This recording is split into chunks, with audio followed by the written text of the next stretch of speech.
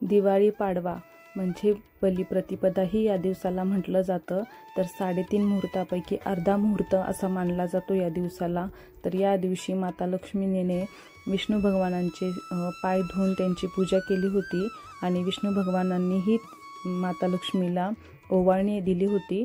तर म्हणून त्या दिवसापासून हा दिवस या दिवशी बायको नवऱ्याला ओवाळते आणि नवरा बायकोला ओवाळणी देतो।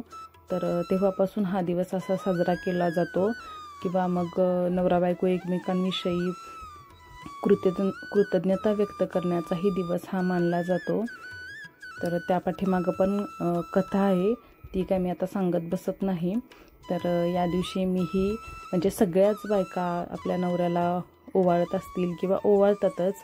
तर हा दिवस सगळ्यांच्या घरी असतो। तर मी त्यांचं औक्षण केलं, त्यांचे पाय धुतले, त्यांची पूजा केली आणि असं म्हणतात त्या दिवशी पाय धुवून थोडंसं पाणी पिलेलं पण चांगलं असतं। तर हे तर तयारच नव्हते त्या गोष्टीला, पण म्हटलं थोडंसं तरी मला पिऊ द्या। तर मी पिलं।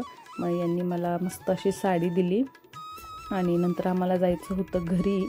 तर आमची तयारी बाकीचं आमचं सगळं उरकलं होतं।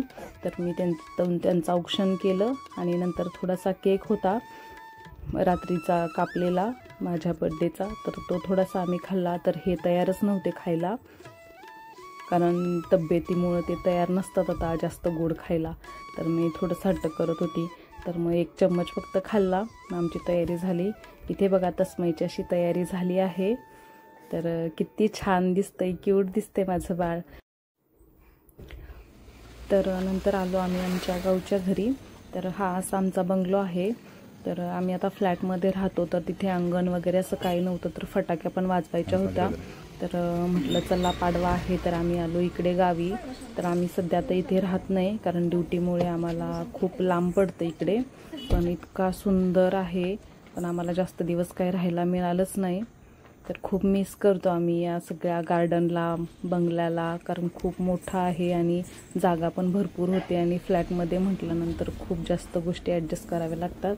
पण म्हणतात ना, कधी कधी आपले निर्णय चुकतात।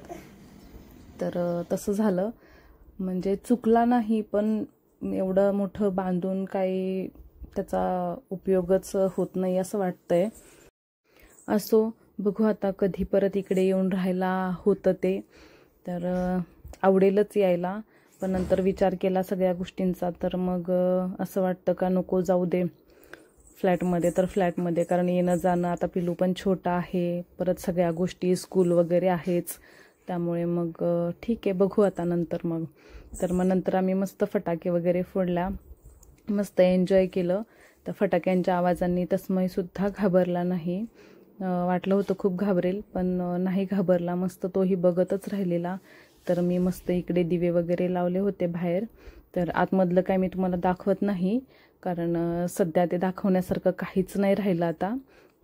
खूप दिवस झाला आम्ही आता राहत नाही इकडे। तर नंतर येऊ तेव्हा मी सगळं तुम्हाला नक्की दाखवेल। आणि मग असं वाटतं का प्रत्येक सणाला आपण इकडे यावं, पण मग आता जिथे राहतोय तिथून परत तिथे पण सण नाही होणार, ते बंद ठेवायचं आणि मग परत इकडे यायचं सणाला, मग परत डबल काम राहील। आणि तस्मयमुळे आता तेवढं काही शक्य होत नाही। एवढा मोठा बंगला आहे, तर ते परत सगळं आवरावर तेवढं काही शक्य होत नाही। त्याच्यामुळे मग आम्ही सण पण फ्लॅटवरतीच सेलिब्रेट करतो आणि इकडे मग नाहीच येणं होत।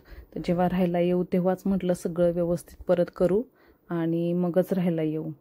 तर इथे बघा मस्त आम्ही सेलिब्रेट केलं आणि स्वतःचं घर आणि स्वतःचं अंगण ते अंगणच असतं खरंच। तर ते खरंच आम्ही खूप मिस करतो। त्या दिवशी तर खूप जास्त वाटलं आम्हाला का आपण इथे राहायला असतो तर किती छान वाटलं असतं। पूर्ण अख्खा बंगला लाईटिंगनी सजवला असता आणि खूप छान एन्जॉय केला असता, पण नाही शक्य झालं ते। तर हे बघा आम्ही मस्त एन्जॉय केलं।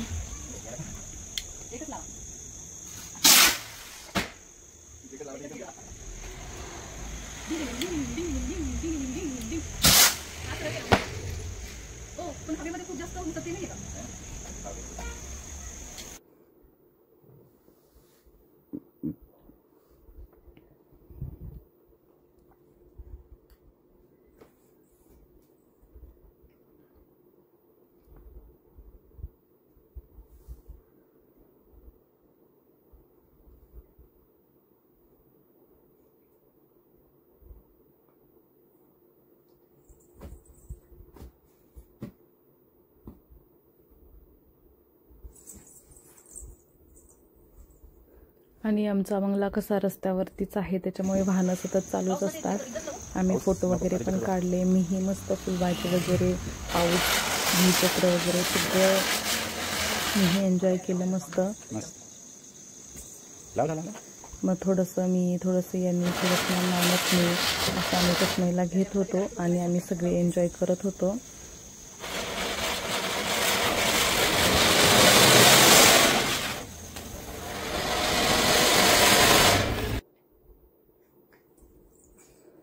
तर खूप छान वाटलं त्या दिवशी, घरी गेलो त्याच्यामुळे पण।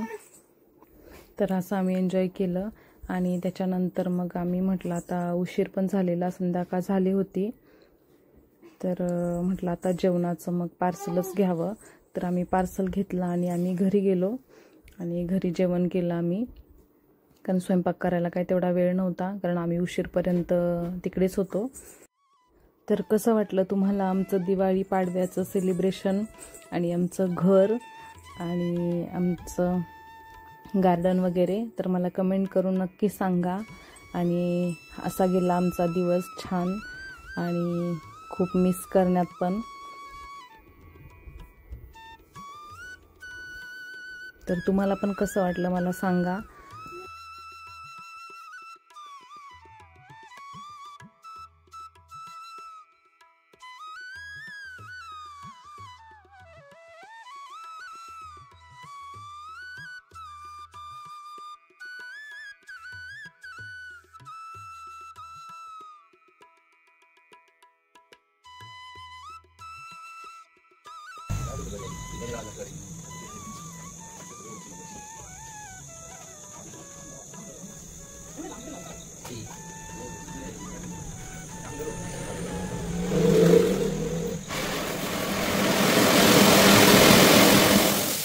इथे बघा आमच्या तस्मयची काही झोप पूर्ण होत नाही।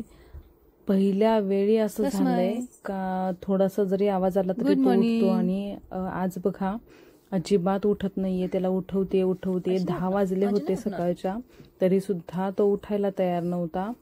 उठवत होती तरी चक्क कधीच असं होत नाही, पण आज मात्र गाढ झोप लागली होती त्याला। तर हे बघा 10 वाजले तरी सुद्धा तो उठायला तयार नव्हता। उठवत होती म्हणून बघा कसा बघितला माझ्याकडे त्यानं आणि मग परत झोपला। म्हटलं चला आता झोपायचं आहे त्याला, तर मग झोपू द्या, कारण त्याची खाण्याची वेळ झाली होती म्हणून मी त्याला उठवत होती। तर नाही उठला तो आणि नंतर बघा स्वतःच उठला, मस्त झोप झाली होती, तर अजिबात रडत नाही। उठल्यानंतर जर त्याची चांगली झोप झाली तर मस्त उठून खेळत होता। येऊन बघते तर, कारण बेडवर आहे त्याच्यामुळे भीती वाटते, बघते तर काय तो मस्त खेळत होता। आणि तेव्हा वाजले होते 11:30। मग त्याला नंतर भरवलं वगैरे आणि नंतर मग माझं सगळं काम उरकून घेतलं आणि दिवाळीच्या वेळी काय सगळा फराळ झाला नव्हता करायचा, म्हणून मग मी नंतर करंज्यांचं सारण बनवूनच ठेवलं होतं। तर मी मस्त करंज्या करायला घेतल्या, कारण मला खूप आवडतात, त्याच्यामुळे मी करते। तर मला चहा बरोबर खूप आवडते करंजी खायला। तर तुम्हाला आवडते का मला सांगा नक्की। तर थोड्याशाच बनवले, कारण खूप वेळ जातो त्याच्यामध्ये आणि एकटीने करायला म्हटल्यानंतर तर मग खूपच वेळ जातो, मध्ये मध्ये तस्मयला घ्यावं लागतं। मग नंतर हे आले तेव्हा मग त्यांनी थोडीशी मदत केली मला। तर अशा प्रकारे मी करंज्या पण करून घेतल्या। परत संध्याकाळचं सगळं काम वगैरे, स्वयंपाक वगैरे ते पण होतं, तर याला पण संध्याकाळी 7 वाजले मला करायला।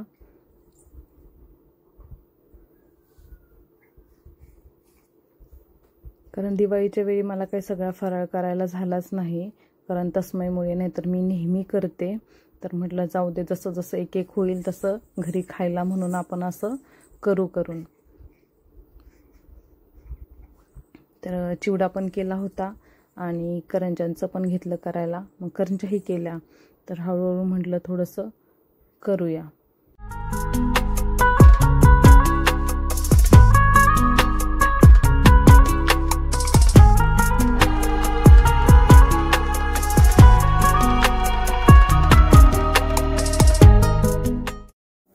तर तुम्हाला हा व्हिडिओ आवडल्यास आपल्या चॅनलला लाईक, शेअर आणि सबस्क्राईब नक्की करा आणि पुन्हा भेटू अशा छान व्हिडिओ सोबत. तोपर्यंत श्री स्वामी समर्थ. धन्यवाद.